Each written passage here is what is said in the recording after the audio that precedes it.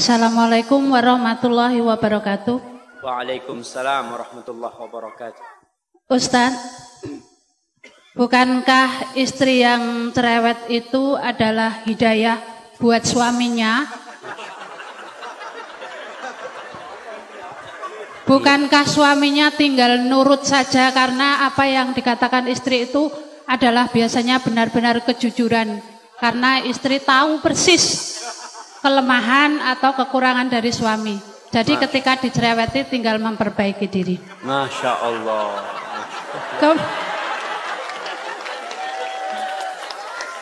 Kemudian kadang-kadang bukan istri yang tidak atau kurang bersyukur, tetapi suami itu senang dipuji. Padahal kata Ustadz Abdul Tuasikal, ketika ada yang memuji supaya dilempar dengan pasir kayak nggak salah. Apakah seorang istri juga karena suami butuh dipuji, apakah boleh memuji, dan bukankah pujian itu juga merampas haknya Allah bagi para suami yang senang-senang dipuji itu? Masya Allah. Kemudian, berapa pertanyaannya Ustaz? Dolim itu boleh dibalas dengan dolim kan? Kalau suami mecah piring, bolehkah istri juga memecahkan piring? Masya Allah. Iya. Yang terakhir, wah ini sekawan ini Bu. Bukankah yang bisa berjumpa dengan Allah itu adalah orang yang qalbun salim? Kemudian bagaimana caranya untuk bisa qalbun salim? Lalu apa yang menyebabkan tiba-tiba tidak bisa jadi sholat malam? Lalu apa yang menyebabkan sholat tidak khusyuk? Billahi taufiq wal hidayah. Wassalamualaikum warahmatullahi wabarakatuh. Waalaikumsalam warahmatullahi wabarakatuh. Pertama tadi Ustadz tentang bukankah istri cerewet itu malah manfaat gitu. Masya Allah. Itu gimana Ustadz? Iya, pertanyaan yang sangat indah sekali ya. Karena memang salah satu yang menyebabkan kesalahan itu berulang kali terjadi karena kita beranggapan itu tidak salah. Kita menganggap itu benar. Sehingga istri tatkala dia cerewet, dia menganggapan dia ini sedang memperbaiki suaminya. Ingat, di rumah itu ada pemimpin. Siapa pemimpinnya? Suami. Allah mengangkat suami sebagai pemimpin. Ar-rijalu qawwamuna 'alan nisa bima faddalallahu ba'dahum 'ala ba'din wa bima anfaqu min amwalihim. Fasalihat qanitat hafizatun lil ghaibi bima hafizallah. Kata Allah, sesungguhnya atau lelaki-lelaki itu adalah pemimpin bagi kaum wanita. Kenapa? Karena Allah telah memberikan kemuliaan kepada lelaki-laki. Allah memberikan kemampuan untuk menjadi pemimpin kepada lelaki lebih daripada wanita. Yang kedua nih bapak ingat nih. Lelaki menjadi pemimpin yang pertama karena bawaan lahir yang Allah berikan kepada dia. Anugerah ilahi. Yang kedua dikarenakan suami memberikan nafkah kepada istrinya. Maka sang suami mendapatkan kedudukan lebih tinggi kepada istrinya, memberikan nafkah kepada istrinya. Kalau sang suami tidak memberikan nafkah kepada istrinya, biasanya rumah tangga mulai pincang kepemimpinan suami. Karena suami tidak memberikan nafkah. Dia jadi pemimpin karena memiliki kewajiban memberikan nafkah. Berkaitan dengan pertanyaan ibu tadi, bukankah cerewetnya wanita itu hidayah bukan suami? Buat suami, ya Allah ibu-ibu, suami itu paling sumpek kepada wanita yang cerewet. Nah, betul bapak-bapak? Semangat bapak-bapak. Bagaimana cara memperbaiki suami? Ada caranya. Tidak harus dengan cerewet. Yang pertama, suami itu sebagai pemimpin tidak suka digurui. Ya namanya pemimpin.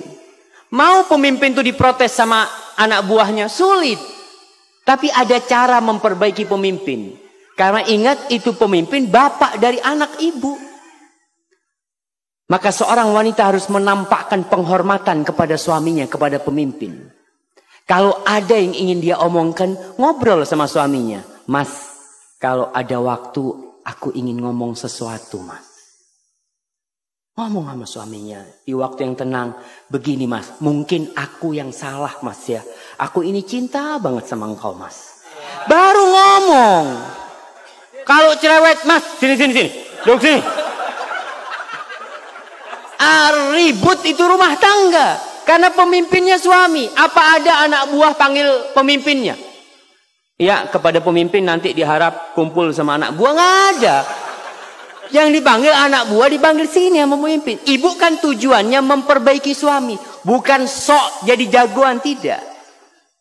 Tanyakan, Mas yang kayak gini nih bener enggak Mas ya? Pura-pura tanya. Padahal mau ngasih tahu sama suami. Enggak masalah dengan cara seperti itu. Mudah-mudahan suaminya jadi ngerti. Karena tujuan kita itu adalah bagaimana perubahan terjadi di diri suami. Duduk, nggak perlu umpamanya ketika duduk mengatakan qala Allahu Ta'ala. Allah berfirman. Masya Allah. Jadi suaminya kayak diceramain gitu, Masya Allah. Orang suaminya diceramain ustadz belum tentu dengarkan. Apalagi diceramain istri. Maka tolong diperhatikan hal itu. Perbaiki suaminya dengan cara yang baik. Kalau ngomong, kadang-kala kalau berbicara itu saling ngangkat suara. Dia ngomong, Ustadz, ana kalau ngomong sama suami mesti jawab. Maka jangan ngomong, tulis. Tulis, karena kalau nulis itu insya Allah bisa memilih kata-kata yang baik. Nggak emosi orang nulis itu. Lalu berikan kepada suaminya. Begitu pula bapak-bapak. Kalau ingin menasehati istrinya, jangan di depan anak-anak, jangan. Jangan di depan orang, jangan. Ketika semua anak-anak sudah tidur ya, di kamar berduaan, katakan kepada istrinya, Dek, nggak ada wanita yang lebih aku cintai daripada dirimu di muka bumi ini. Masya Allah. Itu istri dapat kayak gitu, Masya Allah. Baru kasih nasihat. Tapi kalau ngasih nasihat, Dek, aku benci sama engkau. Allahu Akbar. Yang kedua tadi langsung terjadi piring yang saling pecah. Baik Ustaz. Mungkin seperti itu. Kalau ingin memperbaiki suaminya. Karena wanita ini yang solehah adalah yang tunduk dan taat kepada suami. Taat sama suaminya. Hadza wallahu a'lam bishawab, dan wanita yang taat itu insyaallah akan menjadi penghuni surga Allah Subhanahu wa taala. Baik. Yang kedua, ini pertanyaan enggak perlu dijawab semua Ustaz, waktu antum terbatas. Gimana kalau zolim tadi dibalas zolim? Masya piring Allah. Pecah dibalas piring pecah. Masya Allah. Makanya mungkin harus ganti piring jamaah. Orang kalau suka dolim-doliman kan lempar-lemparan piring. Kalau cuma punya satu lusin di rumah nggak cukup dolim-doliman itu cuma. Bukan jemaah. Allah Subhanahu wa taala menjelaskan kepada kita bagaimana menghadapi orang yang dolim. Bagaimana menghadapi syaitan dan bagaimana menghadapi manusia. Kalau menghadapi syaitan tidak ada cara kecuali a'udzubillahi minasyaitonir rajim. Tapi kalau menghadapi manusia yang berbuat jahat, yang berbuat zalim, Allah katakan idfa billati hiya ahsan. Fa idzal ladzi bainaka wa bainahu adawatun ka'annahu waliyyun hamim. Kata Allah, balaslah orang yang berbuat buruk kepada kalian dengan yang lebih baik, jamaah. Subhanallah. Kita disuruh membalas yang lebih baik. Karena apa? Ini suami kita, suami ibu-ibu nih. Ini istri kita. Kita ingin memperbaiki, bukan ingin zalim-zaliman. Dan orang yang berbuat kezaliman, ingat, Allah mengatakan, Ya ibadi inni haramtu zulma ala nafsi wa ja'altuhu bainakum muharraman fala tadzalamu. Wahai hamba-hambaku, aku mengharamkan kezaliman atas diriku dan aku menjadikan perbuatan zalim itu haram untuk dilakukan oleh kalian. Maka kalian jangan saling menzalimi. Jadi kalau ada orang berbuat jahat, manusia ini alhamdulillah, basicnya dia itu dasarnya baik. Kalau dia memecahkan piring ya, kita mengatakan, iya mas, astagfirullah, aku mohon maaf, aku mohon ampun kepada Allah. Selesai masalahnya.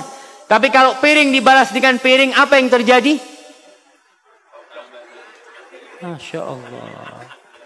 Maka tolong diperhatikan, jangan saling berbuat zalim, tapi saling memaafkan. Kalau sang suami menzalimi istri, memukul istrinya, atau melemparkan sesuatu yang melukai istrinya, ingat Allah itu tidak pernah tidur. Dan Allah mencatat hal itu. Serahkan kepada Allah. jalla jalal. Hadza wallahu a'lam bissawab.